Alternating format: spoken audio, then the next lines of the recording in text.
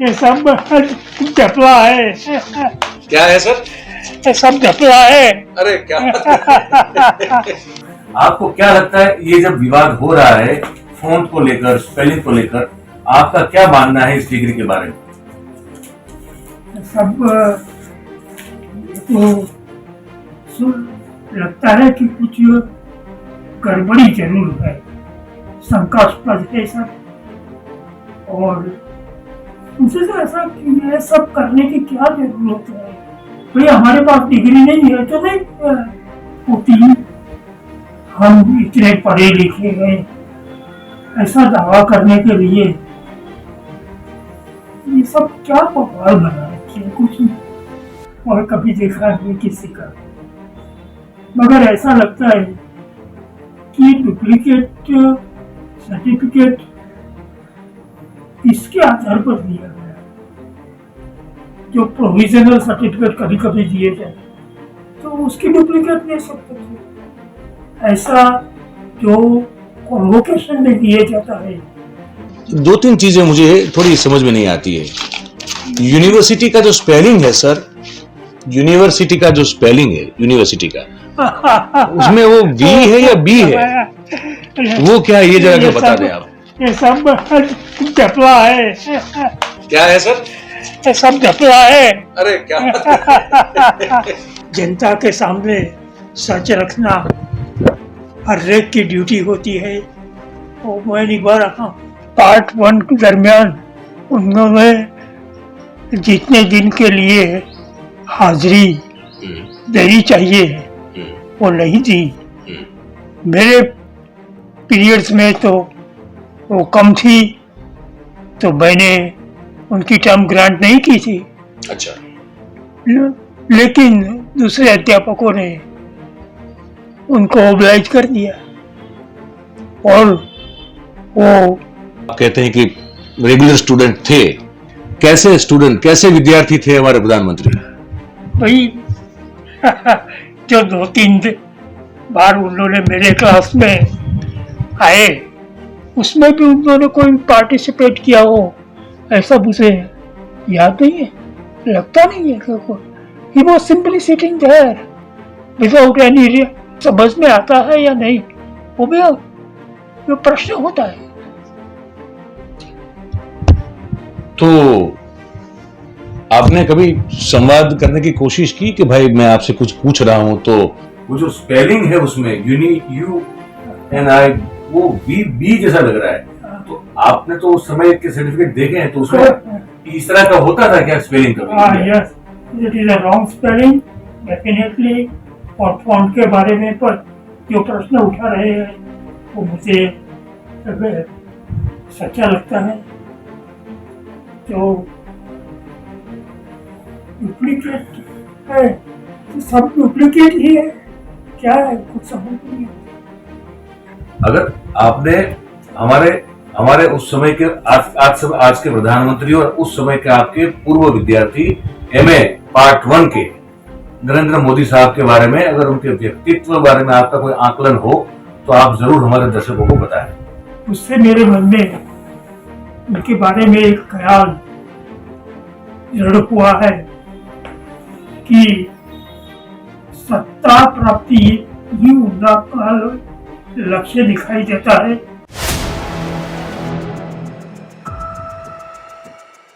दोस्तों नमस्कार, 4 PM news network पर आप सबका बहुत बहुत स्वागत है। मैं हूं आपका दोस्त मयूर जानी। आप जानते हैं कि हम जिस तरह की पत्रकारिता करते हैं उसमें हम लगातार ये कोशिश करते हैं कि अगर कोई चीज़, कोई बात ऐसी हो जिसको लेकर बहुत बड़ा शायद विवाद भी खड़ा हो, चाहे वो बात फिर हमारे प्रधानमंत्री के संलग्न भी क्यों ना हो, लेकिन उसमें भी अगर तह तक जाने की कोशिश की जाए, चीज़ों को सही तरह से समझने की कोशिश की जाए, बिना किसी बखेड़ा खड़ा किए हुए या तो ना कोई इसको सेंसिटाइज किए हुए, लेकिन सच जानने की कोशिश करते हुए अगर ये किया जाए तो वो काम हम करते हैं। आप ये बखूबी जानते हैं। आप जानते हैं कि प्रधानमंत्री नरेंद्र मोदी साहब की जो एमए की जो डिग्री का सर्टिफिकेट है, उस सर्टिफिकेट को लेकर आजकल बहुत बड़ा विवाद पैदा हुआ है। आम आदमी पार्टी इसको अपना एक पॉलिटिकल एजेंडा बना के चल रही है, हमको उससे कोई मतलब है नहीं। वो आम आदमी पार्टी का खुद का पॉलिटिकल एजेंडा है। लेकिन ये सवाल क्योंकि आम आदमी पार्टी जब पैदा भी नहीं हुई थी तब भी गुजरात में उठा था, ये सवाल 2007 में भी उठा था, उसके बाद भी 2 बार उठा है, और आज इस बात ने जब तूल पकड़ ली है तब हमने सोचा कि हम कैसे इस पूरे मामले को, सच के पीछे का सच क्या है वो कैसे जानेंगे। हमने कोशिश की कि भैया ये जो एमए जब किया था प्रधानमंत्री जी ने विथ एंटायर पॉलिटिकल साइंस का वो डिग्री जो डुप्लीकेट जो दिखा रहे हैं, तो हमने कोशिश की कि भाई वो जब परीक्षा देने के लिए बैठे होंगे तो कोई तो उनके साथ होगा जो कहेगा कि हाँ ये हमारे साथ बैठे हुए थे। और क्योंकि उस दौरान भी जो है नरेंद्र मोदी साहब इतने प्रचलित और प्रख्यात और सुविख्यात तो हो ही चुके थे कि वो कोई सामान्य आदमी नहीं थे उस समय। तो अगर वो परीक्षा खंड में बैठे होते तो कुछ लोग होते उनके आसपास, पर हमको ऐसा कोई व्यक्ति हम ढूंढ नहीं पाए, हम सक्षम नहीं थे, या तो हम इतने काबिल नहीं रहे कि किसी को ढूंढ पाए। तो हमने ये कोशिश की कि हम पहुंचे आज फिर ऐसे एक बड़े आदरणीय गुरुजन के पास जो आज 91 साल के हो चुके हैं, और गुजरात का जो शिक्षा जगत है उसमें बहुत बड़ा उनका नाम बड़े आदर के साथ लिया जाता है, और उनका नाम है प्रोफेसर जयंती पटेल साहब। और वो जयंती पटेल साहब वो प्रोफेसर है जो उस समय जब नरेंद्र मोदी साहब ने एमए पार्ट 1 में यूनिवर्सिटी ऑफ गुजरात में जब एडमिशन लिया था रेगुलर, तब वो जो पॉलिटिकल साइंस है वो पढ़ाते थे, और वो उनसे ज़्यादा सच अब इस स्थिति में कोई हमको बता नहीं सकता कि इस पूरी डिग्री वाले मामले में एक्चुअल क्या है जो देश के लोगों को जानना ज़रूरी है। तो आज उन्होंने मतलब मैंने कहा कि he is 91 but will going strong, absolutely very strong and with a good health, but फिर भी उम्र का एक तकाजा होता है। तो मैं पहले थोड़ा झिझक रहा था कि मैं इनको परेशान करूं ना करूं, फिर मैंने उनको फ़ोन किया, मैंने कहा कि सर आप कुछ समय निकाल पाएंगे, तो बड़े प्यार से जो उन्होंने हम कहा कि आप आ जाओ मिलने के लिए। एक समय दिया था उसको मैं मेंटेन नहीं कर पाया क्योंकि मैं फंस गया था गांधीनगर में, तो बड़े उदार मन से उन्होंने कहा कि कोई बात नहीं शाम को आ जाना। तो मैं फिर आज शाम को आया हूँ, मैंने उनसे बातचीत की है, और अब आपके लिए ये जो है पूरी बातचीत और ये जो साक्षात्कार है उसको मैं डॉक्यूमेंट कर रहा हूँ वीडियो के जरिए। तो डॉक्टर पटेल साहब आपका बहुत बहुत स्वागत है 4 PM में और दस्तक में, आपने समय निकाला, आपका बहुत बहुत धन्यवाद। जनता के सामने सच रखना हर एक की ड्यूटी होती है, और मैं निभा रहा हूँ। चलिए बहुत बहुत अच्छी बात है। अच्छा मैं ये बता दूं कि अब सवाल ये है सर, थोड़ा बिल्कुल टू द पॉइंट आएंगे। सवाल ये है कि आप जब पॉलिटिकल साइंस पढ़ाते थे गुजरात यूनिवर्सिटी में, तब हमारे जो आज के प्रधानमंत्री हैं नरेंद्र मोदी साहब, वो क्या वहाँ के स्टूडेंट थे? और थे तो अगर उसके कब आपके साथ कब तक आपके नीचे पढ़े हैं, और उसके बाद की उनकी यात्रा क्या है, जरा हमारे दर्शकों को बताएं। वो पार्ट 1 में पॉलिटिकल साइंस में एनरोल जरूर हुए थे जी। अगर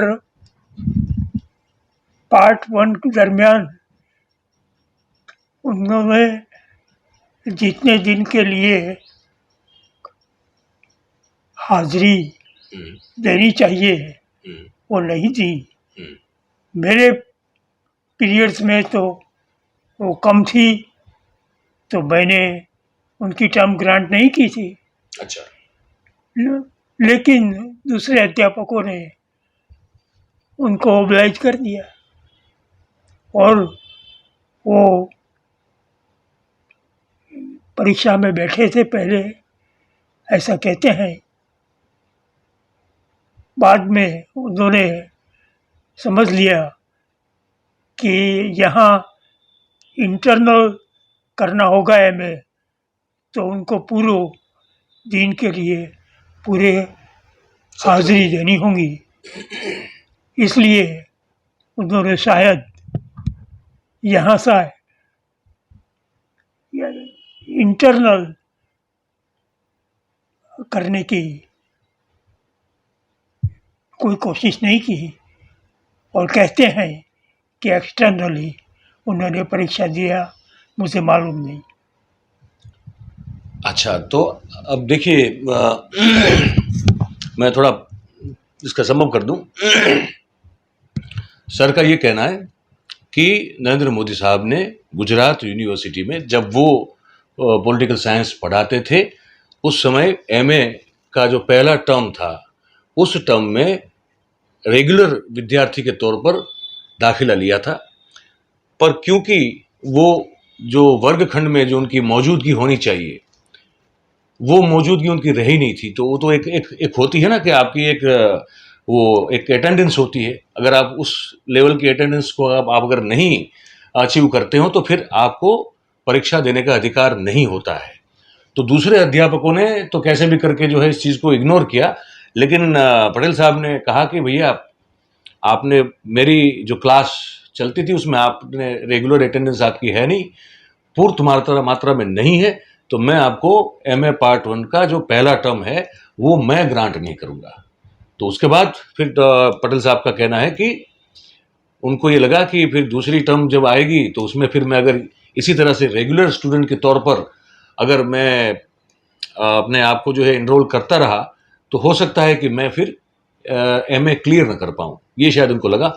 और इस वजह से पटेल साहब का कहना है कि उन्होंने फिर जो दूसरी जो टर्म है, 1-2 टर्म में एमए पूरा होता था, तो पहली टर्म तो उन्होंने रेगुलर की, पर दूसरी टर्म में पटेल साहब का ये कहना है कि वो ये कह रहे हैं कि उन्होंने फिर एक्सटर्नल स्टूडेंट के तौर पर उन्होंने दूसरी टर्म पास की। पर सर, अब इसमें तो सवाल के ऊपर सवाल हो रहे हैं मेरे मन में।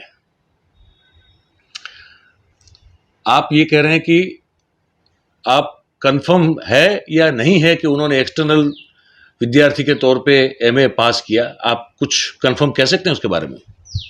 मैंने कंफर्म नहीं कर सकता क्योंकि मुझे उसके बारे में कोई पता नहीं है। आप तो प्राध्यापक थे ना? यूसी एक्सटर्नल परीक्षा देने वाला कहाँ से बैठता है, कैसे बैठता है, कौन से पेपर लेता है, उसके लिए हम जो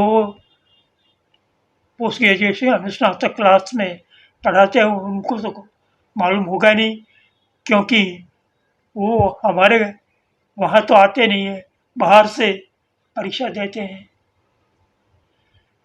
तो उन्होंने क्या किया, कैसे दिया, उसका हम कोई जवाब नहीं दे सकते। उसका कुछ हमें तो पता होता नहीं तो कुछ गप्पा तो नहीं लड़ा सकते। हाँ। अच्छा, ये एक चीज, अब ये जब एमए पार्ट 1 में जब वो आप कहते हैं कि रेगुलर स्टूडेंट थे, कैसे स्टूडेंट थे हमारे प्रधानमंत्री? कैसे स्टूडेंट, कैसे विद्यार्थी थे हमारे प्रधानमंत्री? भाई जो 2-3 बार उन्होंने मेरे क्लास में आए तो मेरी स्टाइल यह थी कि मैं स्टूडेंट्स को प्रश्न पूछता और उनसे बात निकालने की कोशिश करता। मैंने उनसे 2-3 बार प्रश्न किए मगर उन्होंने कोई जवाब ही नहीं दिया, मेरे सामने सिर्फ देखते रहे। बस। और हमारी एक दूसरी पद्धति यह थी कि हम एक वीकली सेमिनार रखते थे, उसमें भी उन्होंने कोई पार्टिसिपेट किया हो ऐसा मुझे याद नहीं है, लगता नहीं है कि he was simply sitting there without any response, जैसे कि उन्हें कुछ समझ में आता है या नहीं, वो भी वो प्रश्न होता है। तो आपने कभी संवाद करने की कोशिश की कि भाई मैं आपसे कुछ पूछ रहा हूं तो आप क्यों कोई जवाब नहीं दे रहे हैं, या आप क्यों पार्टिसिपेट नहीं कर रहे हैं? ऐसा एज ए प्राध्यापक, एज ए प्रोफेसर आपने उनसे बात करने की कोशिश की थी कभी? मैंने पूछा कि भाई क्यों ये ऐसा करते हो, क्योंकि हमारा कुछ संबंध हुआ था इंदिरा इमरजेंसी के दरमियान, हम साथ में काम करते थे, तो वो मेरे वहाँ अक्सर आते जाते रहते थे। तो मैंने कहा तो कब मुझे बहुत काम रहता है और पॉलिटिकली इतना काम रहता है कि मैं पूरा ध्यान नहीं दे सकता। अच्छा, तो ये इनका जवाब हुआ। हाँ, अच्छा, मैं आशा करता हूँ कि पटेल साहब जो कह रहे हैं, क्योंकि मैं तो यहाँ बड़ा बिल्कुल स्पष्ट सुन रहा हूँ, सुनाई दे रहा है, तो फिर उसका फिर से जो है एक चीज़ को समअप करना मुझे नहीं लगता ज़रूरी हो। तो फिर सर, आप जो विषय पढ़ाते थे वो सब्जेक्ट कौन सा था? पहली बात ये, मैं आऊँगा आपके पास। और दूसरी बात कि ये एंटायर पॉलिटिकल साइंस करके कोई सब्जेक्ट, ऐसी कोई डिग्री होती है क्या? हाँ, वो एंटायर पॉलिटिकल साइंस की डिग्री होती है जी, मेरी डिग्री भी एंटायर पॉलिटिकल साइंस की है। चलिए, बहुत अच्छी बात है। हाँ हाँ, मैं पॉलिटिकल थॉट पार्ट 1 में लिया करता था जी, और पार्ट 2 में मेरे सब्जेक्ट थे अफ्रीकन पॉलिटिक्स और पॉलिटिकल वायलेंस। ये आप पढ़ाते थे उस समय। तो इसमें तो पेपर आपके सब्जेक्ट चूज करने को लेकर भी तो एक विद्यार्थी को एक मिलता है ना पूरा, कि भाई मैं इतने सारे सब्जेक्ट से इसमें से मैं इसको पकड़ के मैं करूंगा एमए अपना। तो नरेंद्र भाई ने कौन से सब्जेक्ट चुने थे, कुछ याद है आपको? एमए पार्ट 1 के सब सब्जेक्ट के नाम मुझे याद नहीं है, मगर मुझे ऐसा ख्याल है एक पॉलिटिकल थॉट था, एक पॉलिटिकल थियरी शायद, और दूसरे मेरे कोई सब्जेक्ट नहीं थे उसमें। इसीलिए इंटरनेशनल पॉलिटिक होगा शायद, और पब्लिक एडमिनिस्ट्रेशन भी हो सकता है, मगर मुझे पार्ट 1 के सब्जेक्ट्स के ख्याल नहीं थे। और हम ऐसे तो हमारे ब्रोशर में लगभग 15-16 सब्जेक्ट्स ऑफर कर रहे थे, जी, मगर इंटरनल में 7-8 सब्जेक्ट ही ऑफर किए जाते थे। जी, पार्ट 2 में मैंने बताया कि मेरे 2 पेपर से दूसरे इंटरनेशनल पॉलिटिक्स, कॉन्स्टिट्यूशन और ऐसे सब सब्जेक्ट होते थे। और कई जो सब्जेक्ट थे उसके लिए कोई किताबें भी नहीं थी, और रेफरेंस मटेरियल भी बिखरा हुआ पड़ता था। तो दूसरे से एक्सटर्नल वाले ये कोई भी सब्जेक्ट ले सकते थे, मगर उन्हें उसके लिए किताबें कहाँ से मिली या रेफरेंस मिला, कैसे कहाँ से मटेरियल मिला, और नहीं हो सकता, वो मिल ही नहीं सकता शायद मुझे, मेरी समझ के अंदर तो। अच्छा, आप ये कह रहे हैं, मैं दर्शकों को इसमें मुझे लगता है कि मुझे एक बार बता दूं, पटेल साहब का ये कहना है कि एक्सटर्नल में जो विद्यार्थी उस समय एग्ज़ाम देते थे और वो जो सब्जेक्ट्स की जो सूची होती थी, उनका बाहर से कहीं रीडिंग मटेरियल आपको मिल जाए ताकि आप तैयारी करें और आप परीक्षा उत्तीर्ण करें, ये पटेल साहब का कहना है कि ऑलमोस्ट नेक्स्ट टू इम्पॉसिबल था।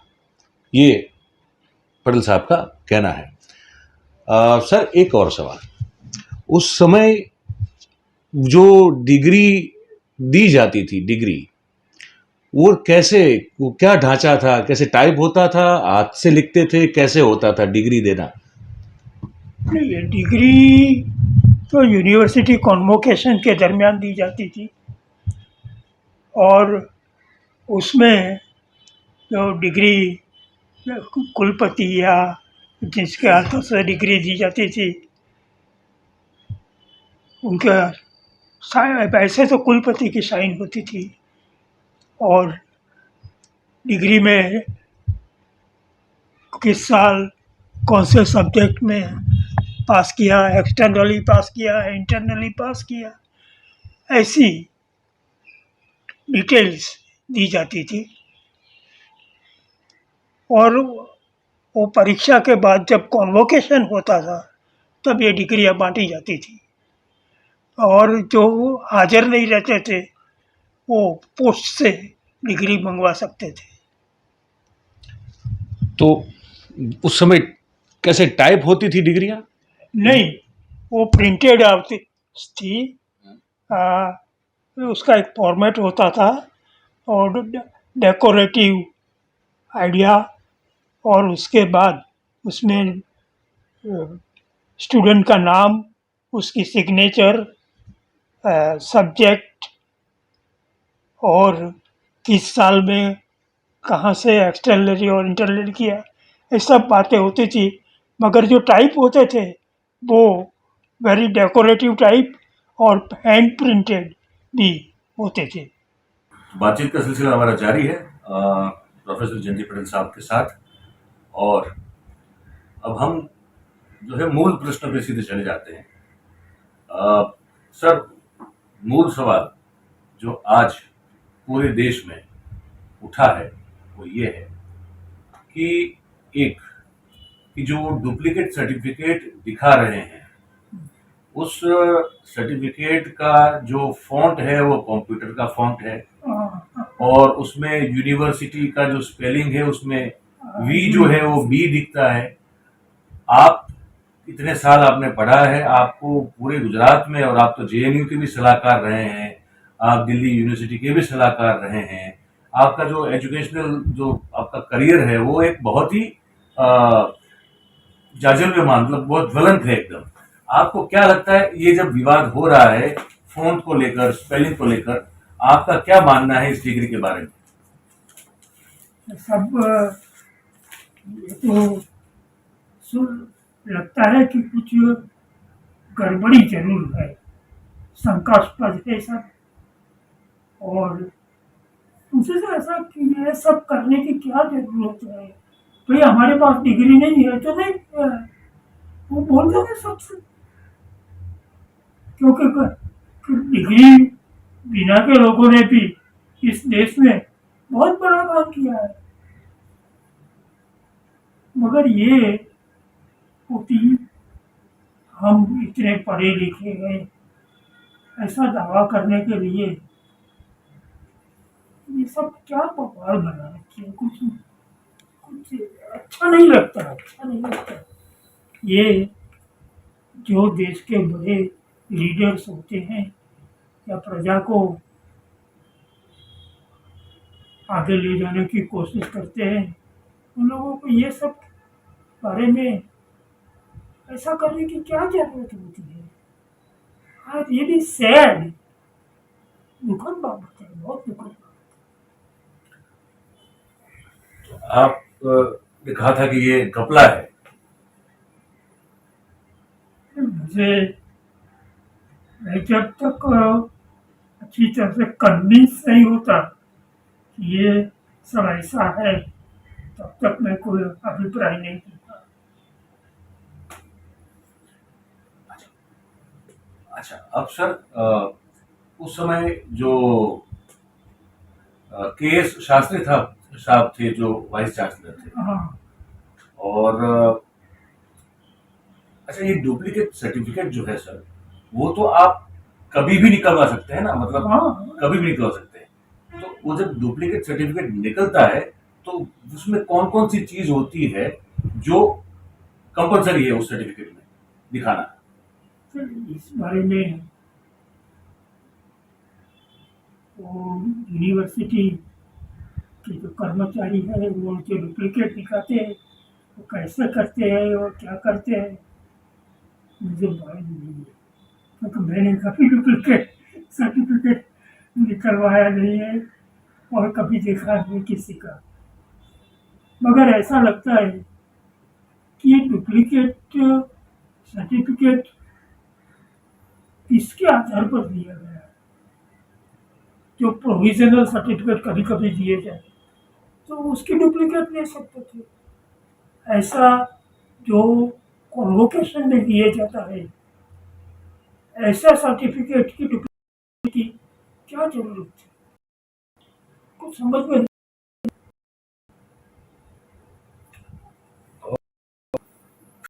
सवाल है मेरा, वो जो स्पेलिंग है उसमें UNI, वो बी जैसा लग रहा है। तो आपने तो उस समय के सर्टिफिकेट देखे हैं, तो उसमें इस तरह का होता था क्या स्पेलिंग कभी? Yes, it is a wrong spelling definitely. और फॉन्ट के बारे में पर जो प्रश्न उठा रहे हैं वो मुझे सच्चा लगता है। जो डुप्लीकेट है तो सब डुप्लीकेट ही है, क्या है कुछ समझ में नहीं आता।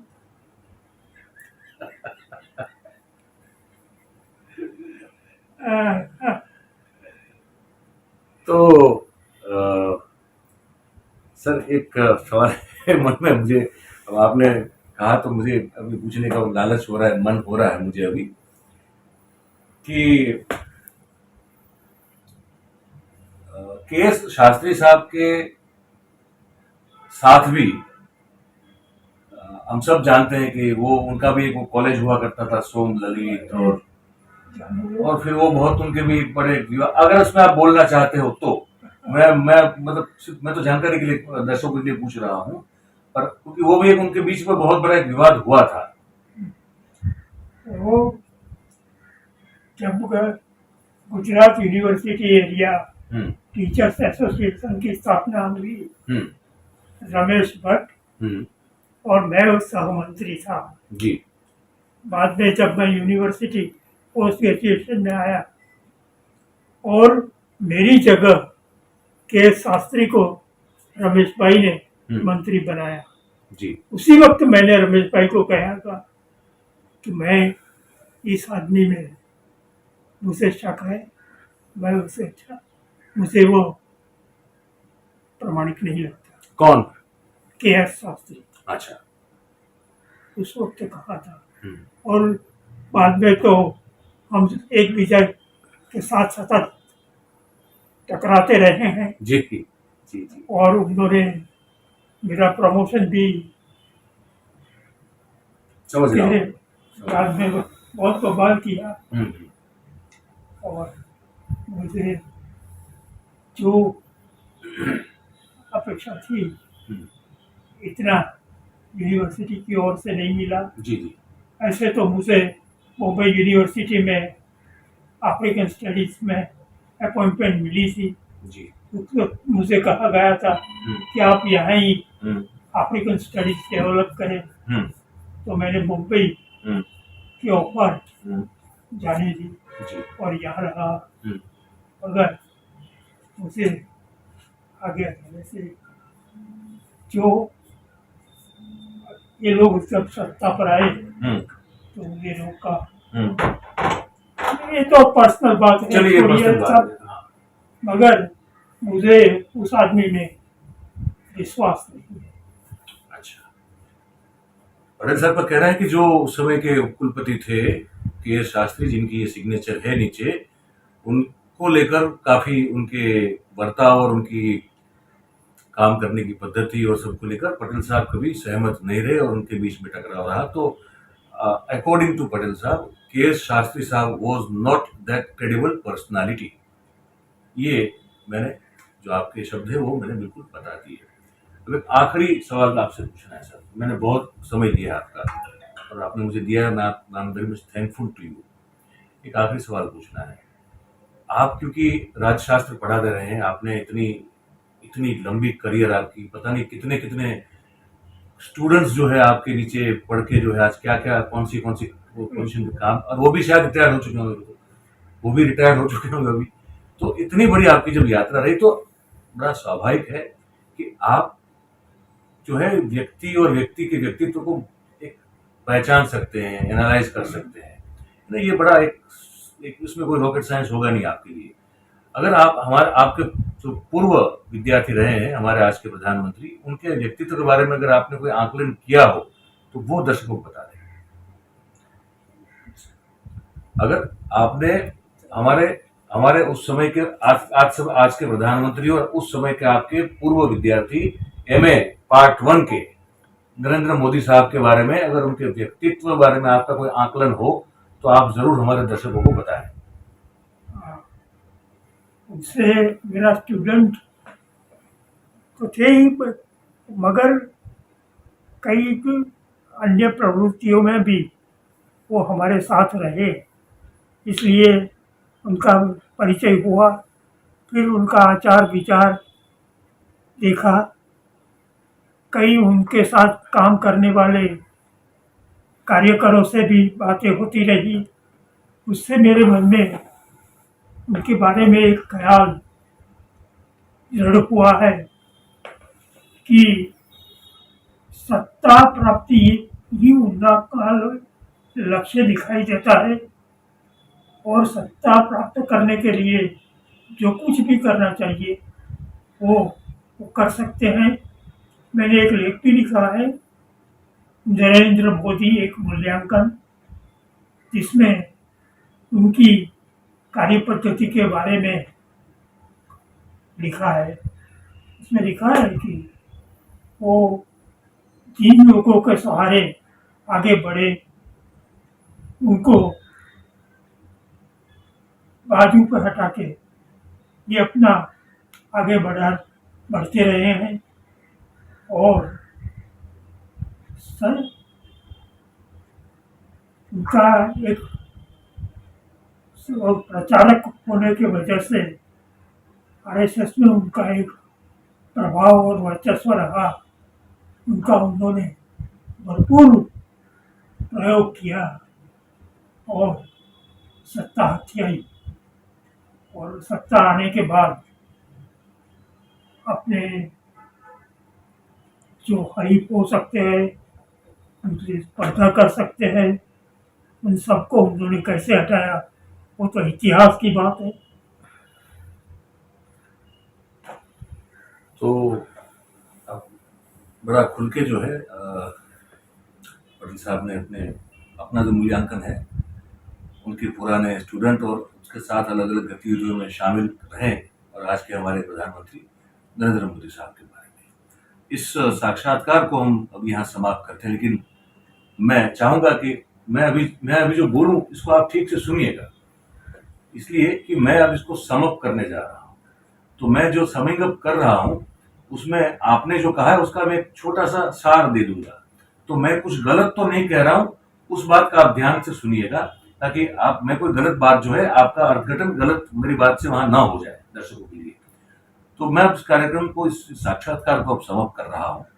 मैं जो पूरा समझा इस पूरी बातचीत में, और जो सर ने कहा भी, वो ये है कि जब ये डिग्री का ये इतना बड़ा विवाद खड़ा हो उठा है, सर का एक कहना ये है कि नरेंद्र मोदी साहब एमए पार्ट 1 में रेगुलर स्टूडेंट थे और क्लासेस में उनकी अटेंडेंस उतनी नहीं थी जिससे उनको टर्म ग्रांट की जाए, इसलिए सर ने ग्रांट नहीं की थी। उसके बाद उनको ये सलाह दी गई कि अगर आप एक्सटर्नल करेंगे तो फिर ये क्लास में अटेंडेंस का मामला नहीं आएगा। पर उन्होंने एक्सटर्नली एमए पार्ट 2 किया है कि नहीं किया है, सर को इस बारे में कोई जानकारी नहीं है। और सर का ये भी कहना है कि कहीं ना कहीं कोई ना कोई तो होगा जिसके साथ बैठकर उन्होंने एग्जाम दी होगी, ऐसा कोई क्यों मिल नहीं रहा है, ये भी सर का एक सवाल है जो हम सबका भी सवाल है। और उनका कहना है कि जो सब्जेक्ट पसंद किए गए थे वो ऐसे सब्जेक्ट थे जिसके बारे में मटेरियल इजीली कहीं अवेलेबल हो ही नहीं सकता था, तो कहाँ से उन्होंने तैयारी की होगी, किस हिसाब से उन्होंने पेपर की एग्जाम दी होगी, और दी हो ऐसा कोई होना तो चाहिए कि जो बताए कि इन्होंने एग्जाम दी थी, मैं भाई कि बैठ के लिख रहे थे। सर कह रहे हैं कि इस बारे में भी बड़ी संदिग्ध बात है, और ये जो चीज है वो शंका पैदा करती है उनके एमए क्लियर करने को लेकर, कि उन्होंने एक्चुअली एमए पार्ट 2 क्लियर किया कि नहीं किया। ये जयंती पटेल साहब का भी उनको भी एक शंका है। दूसरा उनका बड़ा साफ कहना है कि यूनिवर्सिटी में जो डिग्री, जो कन्वोकेशन में डिग्री दी जाती है, उसी डिग्री का डुप्लीकेट देना कोई मतलब नहीं बनता। उनका कहना है कि प्रोविजनल सर्टिफिकेट जो है वो आराम से आप ले सकते हैं, और वही जो है equivalent enough to your degree, तो वो क्यों नहीं हुआ? और फिर उसमें जो यूएनआई की जगह जो बी दिख रहा है, सर कह रहे हैं कि वो भी बहुत बड़ा शंका पैदा करने वाला है, और उनका ये कहना है कि ये उस तरह का कभी हुआ नहीं करता था, ये संभव नहीं है।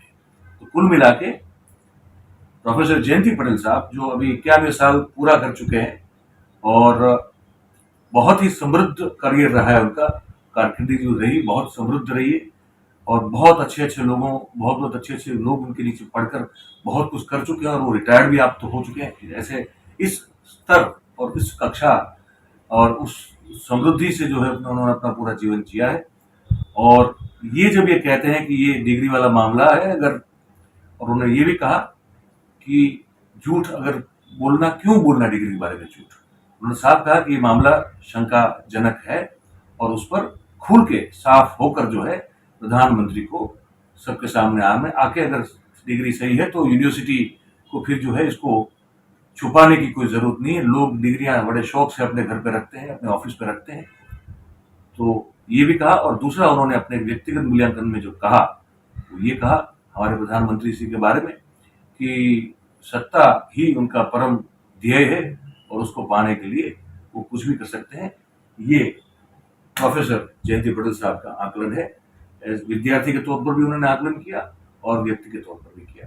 हमने कहा कि वो जो कहेंगे वही हम दिखाएंगे, हमारे इसमें कोई पर्टिकुलर, हमारा खुद का कोई एंगल नहीं है, और ना कोई अपना कोई दृष्टिकोण है। जो बात थी एज इट इज हमने आप तक पहुंचाई है।